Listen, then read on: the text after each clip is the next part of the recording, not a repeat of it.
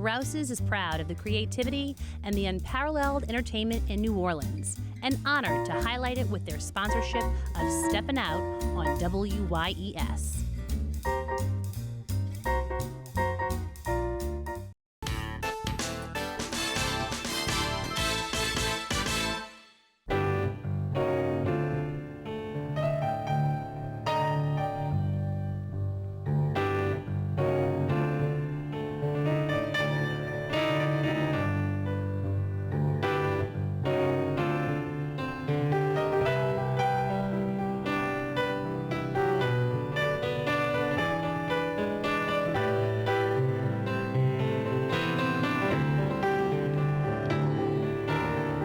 I'm Peggy Laborde, and welcome to Steppin Out, with updates from the local restaurant, arts, and entertainment scenes. Joining me, Poppy Tooker, host of Louisiana Eats on WWNO Radio. Hey, Miss Poppy. Hello, Peg. Hi there. Also with us, Anna Tusa, co-owner of Briquette Restaurant in the Warehouse District. Welcome, Anna. Great to have you with us. Thank you. And she will be telling us, hello, she'll be telling us about a special dinner that Briquette's going to be hosting. And we're thrilled to have Matt Haines, author of the big book of king cake, The Stories and Bakers Behind New Orleans' Sweetest Tradition. Welcome, Matt. Thanks Love that photo behind you. And Alan Smason, editor of the Crescent City Jewish News and TheaterCriticism.com. Howdy, Alan. Hey there. Hi. Poppy, it is a new year of restaurant news. Well, it's also time for the party to continue, isn't it? After all, it's January 6th, Feast of the Epiphany. We have the longest Mardi Gras season this year. I'm so thrilled about that. So I wanted to give people a great entertaining idea. I went to a party in December that was catered by Clesi Seafood and Catering. And they do private parties. They roll up with their boiling gig. It's no trouble for the host or hostess at all. And the food, oh my goodness, look at the gigantic boiled shrimp. They were so delicious. They boil crawfish and crabs like nobody's business. That James Clesi, he is really a boil master. And raw oysters, the raw oysters from Clesi's are outstanding. And of course, you can get all of these things at the restaurant on Bienville as well. It's such a family affair. It's James Clesi and his brother Carlo and his sister Sonia DiCarlo, who is the catering head. So call Sonia and get that date reserved for your big Mardi Gras party. It's great to be outdoors, too. Now, I am thrilled to talk about Piccola Gelateria. And, you know, Rhea and Ross Turnbull have been at this for many years now, originally on Ferret Street. Their new location, it's a deceptive address on Magazine. The address is like 4,500. So you saw the sign, and then what you'll see are the stencils on the sidewalk. This is on the corner of Jenna and Magazine Street, 1 block before Napoleon. And you just follow those gelato cone stencils and they will lead you right in the door. You know, their gelato is perfect. It's like in Bologna. You don't get really good gelato much. As a matter of fact, there's lots of very fine, high-end white tablecloth restaurants that have been buying for years from them. They supply all sorts of restaurants, and their flavors, stracciatella, cookies black, their salted almond, that's a combination of a bunch of them, tiramisu, and the giant teddy bears, as you saw, they made the move. And I also wanted to tell everybody that they're making gelato cakes. 2 thin layers of genoise sandwich any 2 gelato flavors, finished with a beautiful chocolate glaze. And of course, they've also got their sweet and savory crepes and their piadinas. They have great espresso and cappuccino. There's a million reasons to stop by the corner of Jenna and Magazine Street. And all the parades are going to line up there, too, right very nearby on Napoleon. So lots of ice cream gelato eating occasions right around the corner. Sounds great, Poppy. Thank you. Thank you. And we want to go over to Alan next. And Alan, we know that it's come and gone, but the very Tony Award-winning Hadestown was here. And we definitely have to point out that you couldn't help but notice the set.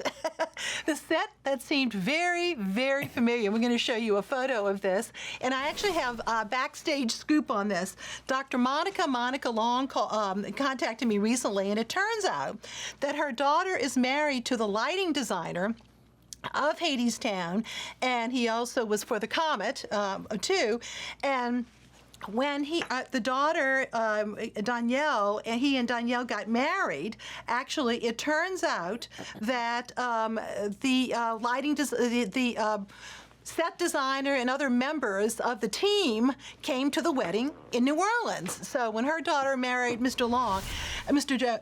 King, rather, and so they were all influenced by New Orleans. So it's a long way of telling you that New Orleans was very keenly an influence on all these people working on the show. I think Anais Mitchell, who wrote the music and the lyrics, was very influenced by New Orleans. I think being a New England girl from Vermont, she probably thought New Orleans was probably as close to a Hadestown as there could ever be in the United States. But, you know, it was really interesting. On opening night at the Sanger here in New Orleans, you can see there's the second line. I mean, all the different things that we know so appropriately here in New Orleans that are more or less embodied in this work. But I have to tell you, the Walter Kerr Theater in New York on Broadway was dark that night due to COVID as a shutdown. So the only place where Hadestown played was in, appropriately, New Orleans. There in the role of Hermes, right at the top there, is the Tony Award winner, Levi Krause. He really helped the scenes move along. And of course, there is a lady who was in the original Broadway cast, Kimberly Marable. She was the understudy to Amber Gray, who was nominated for a Tony Award on Broadway. In any event, Kimberly tackled the role of Persephone. And behind there, you can see the fellow Nicholas Barash, who you might remember was in She Loves Me. He played Arpad. There's, again, Kevin Morrow, who played Hades. And of course, once again, Kimberly. That is, of course, Eurydice and Orpheus and the Three Fates, just beautifully rendered. Mm-hmm. And again, I just really wanted people to remember it, just like as you did. It really resonated as a New Orleans work almost. And Alan, they never mention New Orleans. That's what's so funny. No, so. They never do. Anyway, I wanted to mention a couple of things that are in New Orleans right now that are live acts, things that are happening. Rivertown Theater's getting ready to take off the wraps off of Cabaret. This is the work that's going to be directed by Bryce Slocum. The show will star Jake Wynn Wilson as the MC, Chloe Marie as Sally Bowles, Matthew Rates as Clifford Bradshaw, and Ricky Graham will be playing Herr Schultz opposite Lori Reinagel as Fraulein Schneider. Cabaret starts up January 7th. I'll have, of course, a review on it the following week, so keep that in mind. And also, Peggy, don't forget that coming up in February is going to be time to remember the Tuskegee Airmen with Black History Month and the JPAS presentation of Fly. This is all about the black aviators. Of course, the very first black aviators allowed to fly for the United States during World War II. They served as escorts for bomber runs with very little loss. There's the cast already there, and you'll see and hear there about their stories, about how they still fought discrimination while flying P-39s, P-40s, and P-51s with their distinctive red tails. It'll be at the JPAC, and again, you'll see it at the Jefferson Performing Arts Center. And again, one of those persons, by the way, was Sally Ann and Robin Roberts' father, Lawrence Roberts, who rose in rank to become a colonel. Also, it's going to be directed by Tommye Myrick. She intends to have several talkbacks and special guests throughout the run of this work. So make a spot on your calendar for this. It's going to run from February the 4th through the 13th at the JPAC, and I think it's going to be a really wonderful work tied in with Black History Month. All right, Alan, thank you so much. And moving over to Anna. Hello, Anna. Welcome. She's in her office, but it's at Briquette Restaurant, and you have the most beautiful restaurant in the Warehouse District. And what was it, the building originally?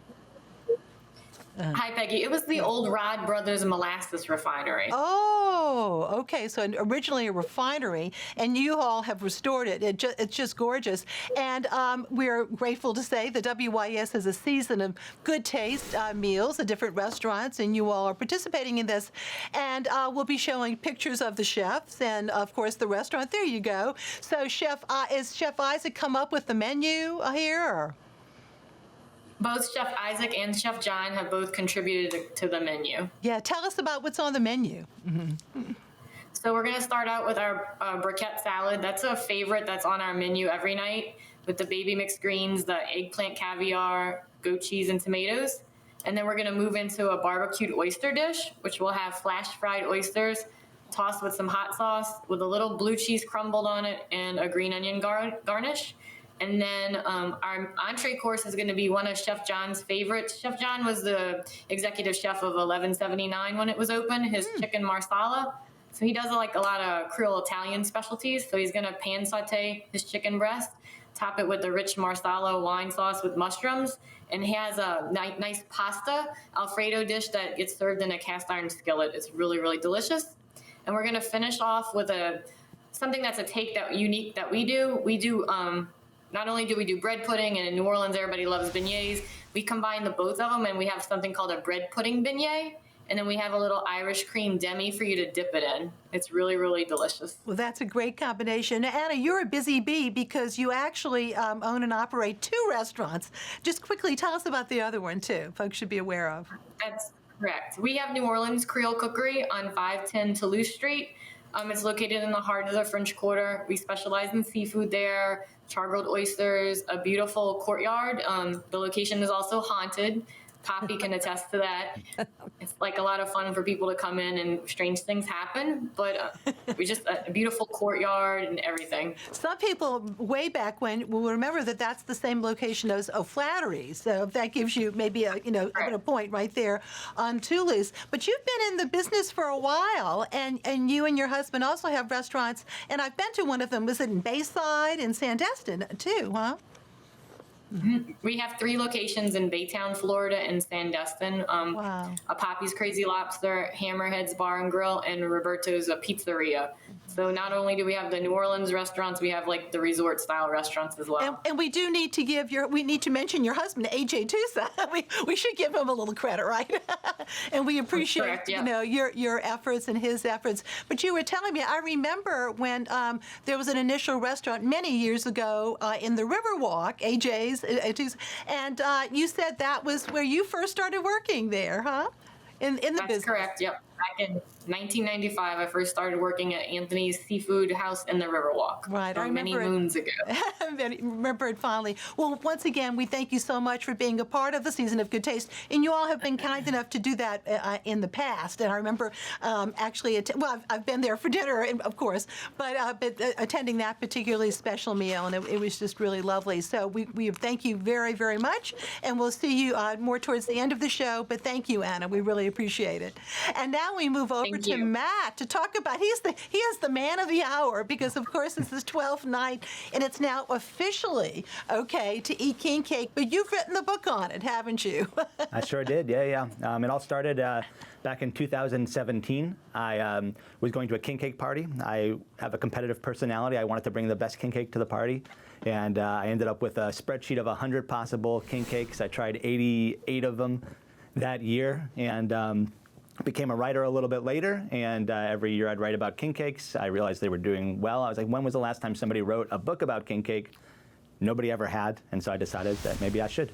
Matt, you feature 75 king cakes, and let me just say, as a local, born and bred here and all that good stuff, I could never imagine that there were 75 different ones, and now, of course, I'm sure there are more. Let me just we're going to show you photos as we talk, but how big this book is. It is the big book of king cake. Yeah, we weren't lying. So gorgeous. Now, I know, Poppy, you had a question for Matt. Go right ahead. I just wanted to give him a compliment for his marketing acumen. I mean, anybody who doesn't doesn't follow the Big Book of King Cake on Instagram needs to get on that, because I couldn't wait to get my book because he'd been building the excitement with all of the pictures from the photo shoot. Yeah. Good job, Matt. Thank you. I mean, we had so much fun putting the book together, so it was just a matter of just sharing the fun that we were having with other people. And here we have, and please, we would be remiss if we didn't mention Randy Krause-Schmidt, who is the photographer. Now, let me ask you, did you shoot this during King Cake season, or did you shoot it throughout the year? Tell us about that. We did not shoot it during King Cake season, which means that we were eating a lot of King Cakes outside of season, and I apologize for that, but it was for research. So we did it mostly during the summer. I think our first photo shoots were in May of this year, and photo shoots, because of Hurricane Ida, it kind of delayed things a little bit. We were finishing up photo shoots as late as October. Wow. So it was really a sprint, yeah. Wow. We had a great time, and Randy and I were there at every photo shoot together, and I was thankful to have him there with me. He's a real talent. Now, we should mention that your book is published by, while we're looking at these incredible photographs, by Susan Schott Press, and that's a local concern, isn't it? Yeah, she sure is, and she's done this, I think her most recent local publication, but last year a really popular book was I Want to Do That. That's also one of her books, and so, yeah, I flirted with the idea of self-publishing, and I am really thankful I didn't make that decision, because there's no way we could have gotten across the finish line without Susan. Yeah, look at that. Just so delicious looking, too. Everybody's always going to ask you, do you have a favorite king cake? I decided that I am not going to, I am going to answer. I'm not going to skirt the question. And so there's so many depending on the day, but the king cake that I first fell in love with was from Tartine. And I love Crazy. This Bittersweet Confections king cake is also one of my favorites. But Tartine is, they just do what they do so well. And it's a classic king cake with cream cheese and cinnamon inside. And if I'm sending a cake to someone who's never had one before, it's going to always be Tartine first. I love it. I don't mean to sound grumpy, but something I'm still trying to get over is the whole concept, and Poppy knows this well, of savory king cakes. You know, that, and there are a few, most of the time a king cake is sweet, okay? But it doesn't necessarily have to be, does it? No, and I think that I don't think it's a grumpy question, and I was feeling a little grumpy too. I was like, God, where? Because I'm thinking of there's a taco king cake that we feature in the book, and it is really just an oval series of tacos. I'm like, is this king cake? And as he started to explain, it was. It's the series of taco king cakes, and he's from Mexico, and so he was saying that we don't have the ability to bake sweet king cakes, but what we can do, we make tacos. And so I have so many great memories of being in Mexico and my family bringing the rosca de reyes, which is their version of king cake, into the house, and my eyes lighting up. And so he wanted to be able to take part in that tradition now that he's here. It's something that felt familiar, and so. Is he wrong for doing that? I don't think so. Everyone has their own unique story about how they came to their unique king cake, and I think that's a part of what makes the book so much fun. And that's Casa Borrega. Casa Borrega, thank you so much. Oh my God, I could not remember. Yeah. You go, yeah. One thing we wanted to show you, we showed you, some amazing photos of strictly king cakes, but then you have some of these photo spreads where you have little vignettes where you talk about the process. You saw Maurice's pastry there too, and who's been in the biz for a very long time.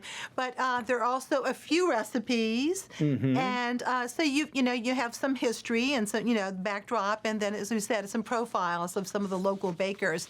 But every story is pretty fascinating as to how people came to be working on king cakes, including Bywater Bakery, because Miss Chaya Conrad, she's the one who came up with the Chantilly cake. Most people don't even realize that. Yeah, she was working at Rouse's. Yeah, she was at Rouse's for years, was making hundreds of thousands of king cakes every year, and then decided she wanted to do something a little smaller, a little more intimate. And so when I think she said a place right next to her home opened up, and she's like, we're going to buy it. And she has one of the most popular king cakes, not just in the Bywater, but in the city, and usually throws a great party on January 6th, usher in the season.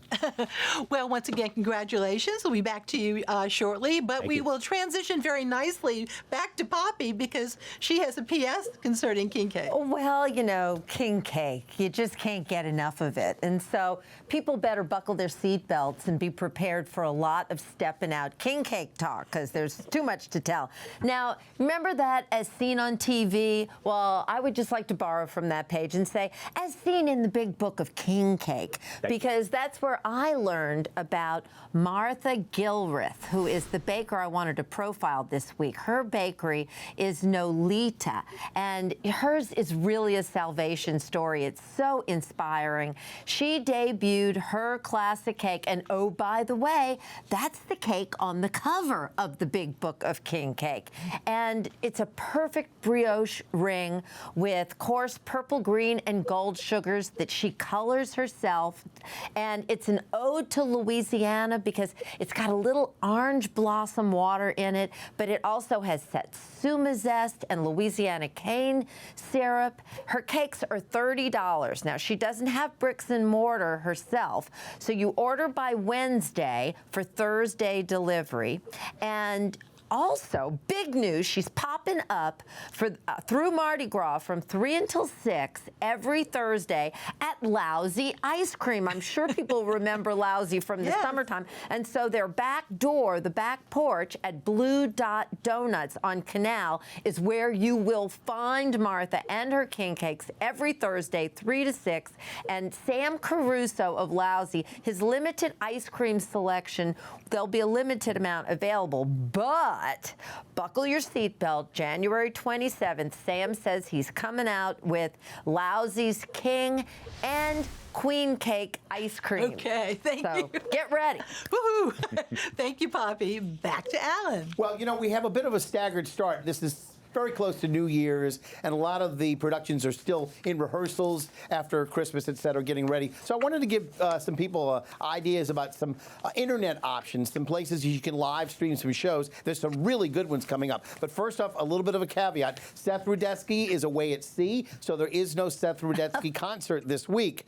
He's on that big fat Broadway cruise. But the good news is that 2 of his favorite people in the world, and 2 of mine as well, are Liz Callaway and her sister Ann Hampton Callaway. The sisters are going to be performing in person at Feinstein's 54 Below for the first time in New York since the pandemic, and the 2 of them will be live streamed on Saturday night, beginning at 6 o'clock for one night only as part of a Broadway World broadcast with Alex Rybeck, their wonderful accompanist, composer, music director as well. So again, those of you who want to check that out, check out Broadway, the Callaway, with the Feinstein's 54 Below stream that'll be on Saturday night at 6 o'clock, and it's $28.50 total for everything that's entailed there. Also, at Feinstein's 54 Below, coming up on the 20th of January, is Jagged Little Pills reunion, if you will. You know, they closed down shortly after I was there in mid-December, and Life Has a Funny Way is their reunion concert that they're going to have. That's Catherine Gallagher, who, of course, is the daughter of Peter Gallagher. Oh. She will not be on the show. However, Tony Award winner Lauren Patton and Tony nominee Elizabeth Stanley and a host of people, along with the people that you saw in that shot, will be at Feinstein's, and you'll be able to see 54 Below, all the action, et cetera, there. Again, $25 plus a $3.50 handling fee. Seth returns, by the way, to Land and his weekly concert series on Sunday, January the 16th, and he'll be welcoming Christy Altomare. That is the star of Anastasia, which we're going to see here coming up at the Sanger later on this season. But Christy's got a wonderful voice, and I really urge you to check that out as well, Sunday the 16th. All right, thank you so much. And now we want to bring you something very special, a piece of New Orleans nostalgia that includes a television legend that we lost recently. Betty White, who died on New Year's Eve at age 99, had many memorable roles, but one of her early jobs brought her to New Orleans. In the 1950s, she appeared in a commercial for Luzianne Coffee, which was actually filmed at WDSU. We have that commercial right now. How good a shopper are you? What's the difference between these apples? Is it only the color?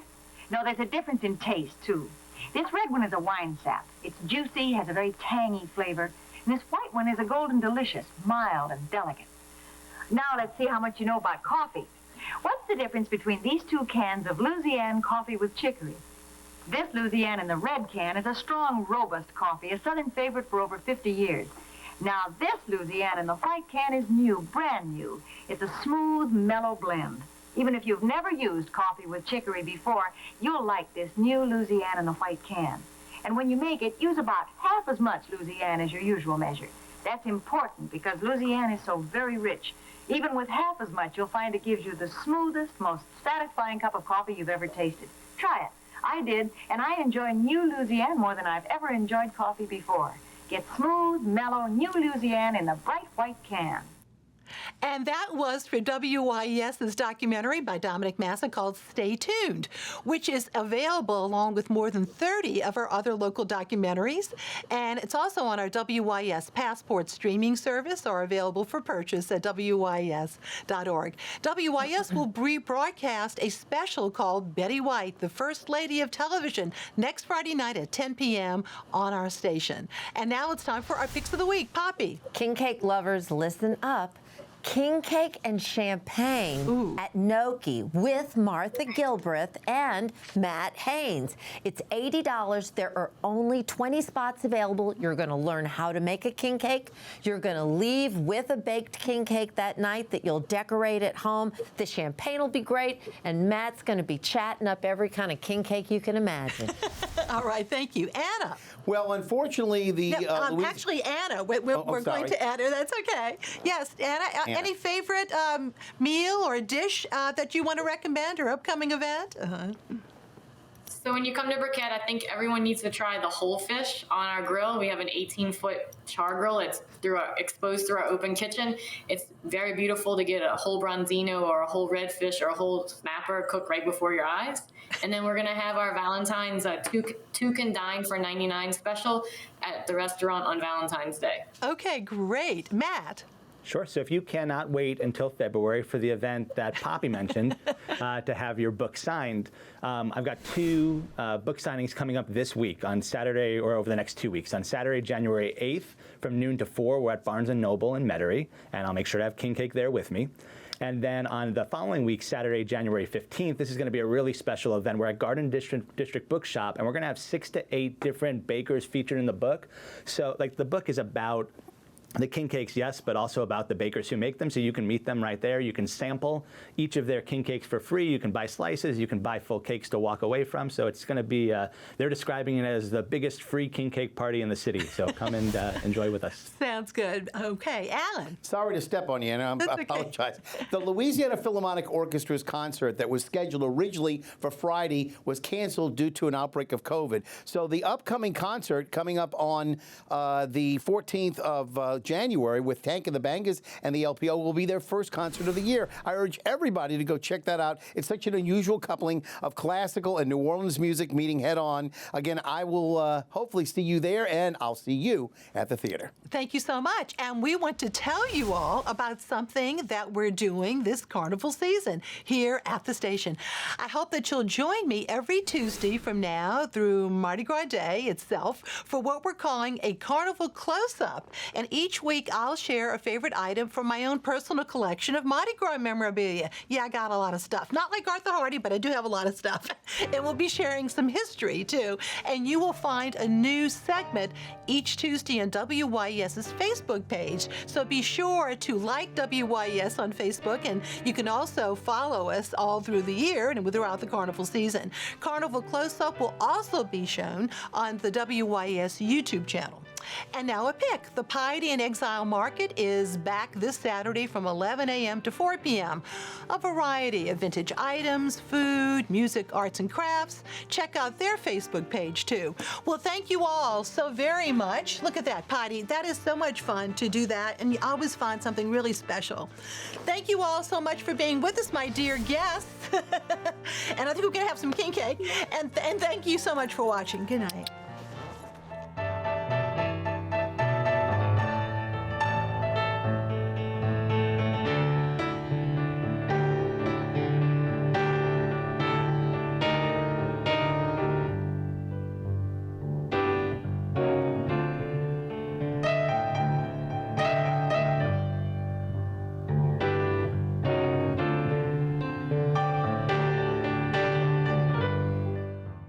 Rouse's is proud of the creativity and the unparalleled entertainment in New Orleans, and honored to highlight it with their sponsorship of Steppin Out on WYES.